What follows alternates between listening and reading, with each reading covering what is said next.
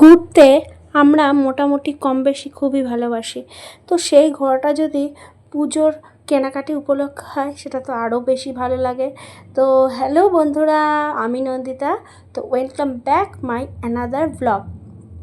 তো তোমরা বুঝতেই পারছো আজকে তো প্রচণ্ড পরিমাণ রোদ, আর এই রোদে আমরা ট্রেনে চড়ে কোথায় যাচ্ছি বলছি দাঁড়াও। এই যে ট্রেনে উঠলে খুচখাচ বেশ মুখ তো চলতেই থাকে, আমারও চলছিল, মেয়ের সাথে চলছিল। বাদাম কিনলাম, তারপরে বাদাম কেনার পরে এই যে পাঁপড়ালা চলে এসছে, পাঁপড়ালার কাছ থেকে এই যে পাস্তা পাঁপড়গুলো আছে না, পাস্তা পাঁপড়গুলো নিয়ে নিলাম। তো পাস্তা পাঁপড় তো আমার খেতে খুবই ভালো লাগে। তোমাদের কি ভালো লাগে কমেন্ট করে অবশ্যই জানাতে ভুলো না। এইবার মচমচ কড়মড় করে করে পাঁপড় খেতে লাগলাম।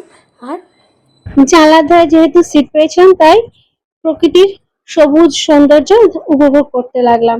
একের পর এক স্টেশন চলে যাচ্ছে। আমি কিন্তু বোর হচ্ছি না, কিন্তু হাসি বোর হয়ে গিয়েছিল। বারবার করে আমাকে জিজ্ঞাসা করছিল, মা কখন আসবে, কখন নামবো। আমি একটু অপেক্ষা করে আর কিছুক্ষণ বাদে নেমে পড়বো। তো হাসিকে এগুলো সান্ত্বনা দিচ্ছিলাম। ট্রেনের কামরাটা মোটামুটি লোকজন ভর্তি আছে। তারপর চলে গেল আমাদের বলতে বলতে শিমুরালি স্টেশন।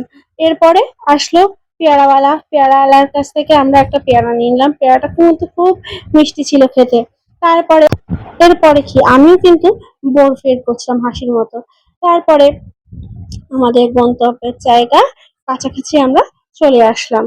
তো দেখতেই পাচ্ছ একটা নদী পার হয়ে গেলাম, আর চারিদিকে শুধু কলাক্ষেত দেখতে দেখতে আমরা আরো গন্তব্যের অনেক কাছে চলে এসেছি। এরপরে আমরা নামবো কোথায়? হ্যাঁ, এই যে আমরা নামলাম কোথায় বলতো বন্ধু? ফুলিয়া স্টেশনে। আসলে আমরা পুজোর জন্য এবার শাড়ি কিনবো, তো এবার আমরা ঠিক করেছিলাম ফুলিয়াতে যাব আমাদের পরিচিত একজনের কাছে শাড়ি কিনতে। তো সেখানে যাওয়ার জন্য আমরা টোটোতে উঠে পড়লাম যথারীতি। তারপর টোটোটা আমাদের গন্তব্যে নিয়ে যাওয়ার জন্য চলে গেল তোমার এই যে শিলিগুড়ি হাইওয়ের পাশ দিয়ে। সেখান দিয়ে গিয়ে সেই পরিচিত বাড়িতে গিয়ে আমরা মাজা ম্যাঙ্গো খেলাম, গলাটা ঠান্ডা করলাম। এরপরে শাড়ি দেখতে লাগলাম, শাড়ি দেখে টেকে পছন্দসই কতগুলো শাড়ি নিলাম। এগুলো সব জামদানি ছিল, আমরা অবশ্য এবার জামদানি নিইনি, অন্য শাড়ি নিয়েছি। কি শাড়ি নিয়েছি সেটা তোমাদেরকে বলবো না, সেগুলো পুজোতে পরে পরে দেখাবো আর ছবি তুলবো। তো তোমরা দেখতে লাগো শাড়িগুলো।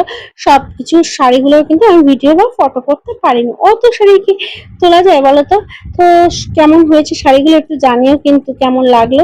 তারপরে কি শাড়ি টাড়ি কেনাকাটি হয়ে গেলে আমরা আবার চলে আসলাম ফুলিয়া স্টেশনে। তারপরে ফুলিয়া স্টেশনে বসে থাকলাম ট্রেনের অপেক্ষায়।